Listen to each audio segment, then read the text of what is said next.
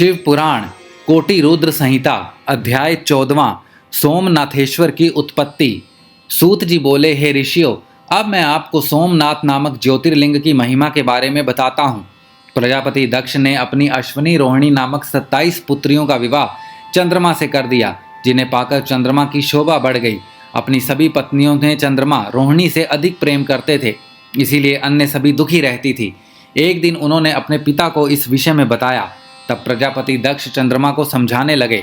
दक्ष बोले, हे जामाता, मैंने अपनी 27 कन्याओं का विवाह तुमसे किया है, परंतु आप उनसे असमानता का व्यवहार क्यों करते हैं? एक पत्नी से प्रेम और अन्यों से प्रेम ना करना सही नहीं है, इसीलिए आपको सभी पत्नियों को समान रूप से प्यार करना चाहिए। ऐसा समझाकर दक्ष अपने घर लौट गए, परंतु चंद्रदेव ने उनकी बातों को सरलता से लिया और उन्होंने व्यवहार में कोई परिवर्तन नहीं किया। तब एक दिन दक्ष पुत्रियों ने पुनः अपने पिता से चंद्रमा के व्यवहार के बारे में बात की।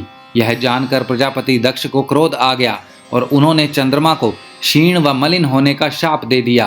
उनके शाप के फलीभूत होने से चंद्रमा की कांति क्षीण हो गई और वह मलिन हो गया। चंद्रमा की ऐसी स्थिति देखकर देवराज इंद्र व अन्य सभी देवता मिलकर ब्रह्मा जी के पास गए और उन्हें जाकर सब बातें बताई तथा चंद्रमा का उद्धार करने के लिए कहा। तब ब्रह्मा जी बोले, हे देवताओं, यह चंद्रमा बड़ा ही दुष्ट प्रवृत्ति का है। पूर्व में भी यह देवगुरु बृहस्पति की पत्नी तारा को ले भागा था। अब यह दक्ष पुत्रियों के साथ असमानता का व्यवहार कर सभी को दुखी कर रहा है। परंतु फिर भी तुम्हारी प्रार्थना पर मैं एक उपाय बताता हूँ। यदि चंद्रमा प्रभास नामक पवित्र तीर्थ में जाकर भगवान शिव की आराधना करके महामृत्युंजय मंत्र का जाप कर उन्हें प्रसन्न करे, तभी उसके दुखों का निवारण हो सकता है। ब्रह्मा जी को प्रणाम करके सब देवता इंद्र सहित चंद्रमा के पास आए और उन्हें सारी बातें बताई। तब उन्हें लेकर वे प्रभास क्षेत्र पहुंचे।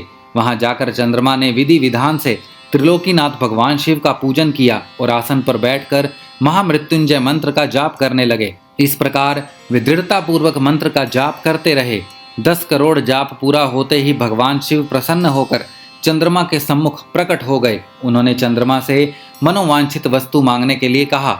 चंद्रमा ने हाथ जोड़कर आराध्य शिवजी को प्रणाम किया और बोले, हे भगवान, यदि आप मुझ पर प्रसन्न हैं तो कृपा करके मेरे क्षय रोग को दूर कर दीजिए।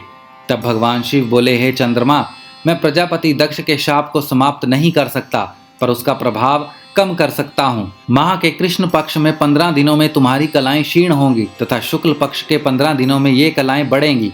चंद्रमा ने शिवजी से प्रार्थना करते हुए निवेदन किया कि आप देवी पार्वती सहित यहीं पर निवास करें। तब उनकी प्रार्थना को स्वीकारते हुए चंद्रमा के नाम से ही शिवजी सोमेश्वर कहलाए व संसार में सोमनाथ नाम से विख्यात हुए। वहीं पर चंद्रकुंड नाम के एक कुंड देवताओं ने बनाया। इस कुंड में ब्रह्मा जी व शिवजी का निवास माना जाता है। इस कुंड में स्नान करने से सभी पाप छूट जाते हैं।